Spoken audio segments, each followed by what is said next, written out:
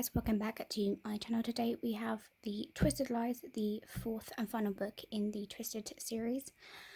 So we have the blue cover. This book was bigger than the others as well. It's a big chapter. Right at the back.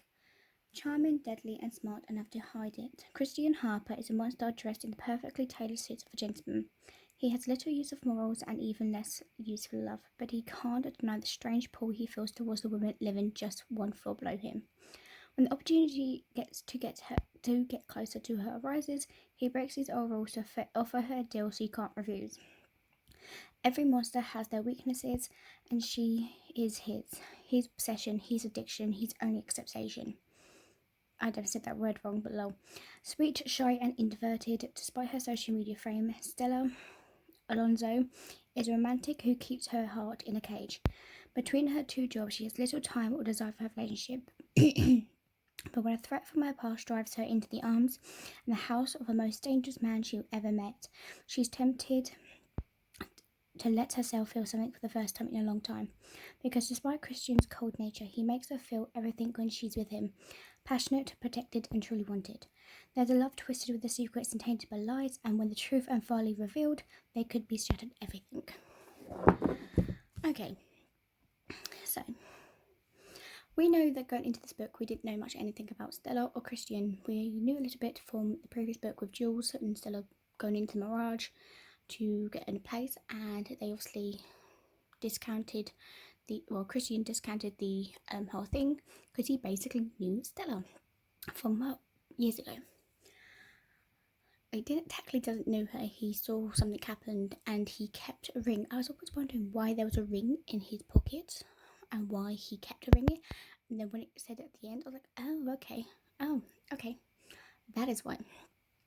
Then obviously Jules moved in with Josh, so Stella was on her own, and he was like, look, I will discount you even more further off the rent if you go and plant my flowers, like if you water them, make sure they're pretty.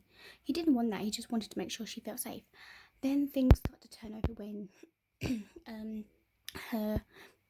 she gets fired from her job because she went to a blogger thing to go and see if they can get reviewed by other companies. Because she was there and she wasn't answering her boss's calls, she basically made her come in the morning and go, "You're fired, by the way."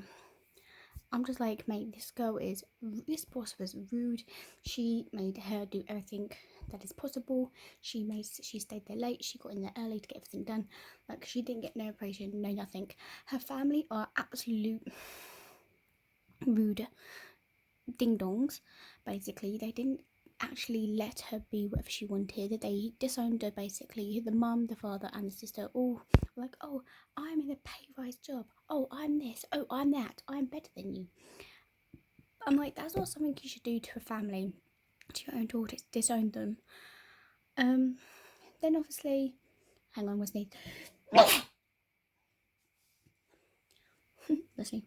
Then, with that coming to the term, we find out more that all of a sudden one day she's in this her own apartment, and she finds out that she has this stalker's come back again. She gets a random letter saying, you should have been mine, blah, whatever, something like that, some story like.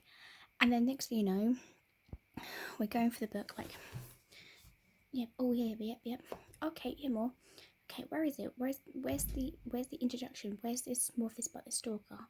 Where's more of the spice? Get into it. Okay. Alright, yeah. About part of this book here. Nope, kept going. Nope, keep going. It got about here, maybe that's where the spice, end of the book, that's how much the spice was in this book. And then about here, it felt rushed, because then we meet the stalker and who he was, and then we find out more about the other book, about the other people. He obviously, yeah, Christian took her on holidays to make sure the stalker wouldn't be anywhere near her, but after they got the spice on, you know, did their duties and everything like that, and they actually, even though they were pretend dating, then they actually decided to date. The stalker wasn't introduced until very the end, and that stalker part got very rushed. I felt very rushed in reading the last bit of the book, because everything just got pushed into one. all not the same, you know. So at the end of the book, you had the stalker. No, sorry. Let's start that again. So close to the end, Stella finds out that Christina actually had a folder of everything about Stella, every single thing, not even before they met up. No, every single thing he knows from past previous years, who she dated, where she was going to, what school she went to, whatever, like that. Everything, right? So she found out she went to Ava's and Alex's, and he said, "Look, I'm sorry, and I love you." That's the first time he said "love you" and everything like that, and that surprised her, of course. Then, out of nowhere, she was like, "Look, I have your bodyguard protects me. He's fine. I'll keep him by me, but because of the stalker thing, but that is it. I'm sorry, but no." So they broke up. She hasn't put on Instagram about this whole situation thing, but after that, she gets drugged. She gets kidnapped by the stalker. Right, it's the last bit there, right? So she gets kidnapped by the stalker. Obviously, Christian finds out who's been lying to the company. His own, I think it was his own second coordinate person who did basically everything for him. He basically, Cade, I think it was Cade, so he shot him.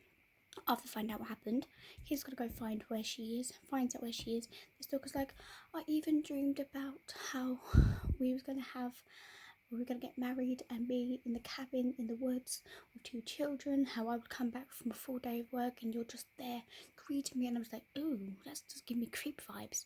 He only met her only the time she was in class, and he was like, "Oh, I'm this person. I'm the person. You sat before me two rows down to the left." I'm like, "That's creepy." Like, no. Then obviously Christian comes in and helps her. She's like, "No, please take me home to your home." Blah blah blah. Then we find out that's all been done, dusted with. She's like, "Well, I forgive you. Let's move on." Then next to know, we find out obviously Alex and Ava were getting married. They're getting married in this book. And then we find out with Stella able to build her brand up. She's now got her own brand that she wanted her as a dream. And then we find out that while she's doing her brand thing, we find out that Ava's pregnant. And then we have a small amount about Bridget and Reese. And then obviously with Jules and Josh, we don't really know about them.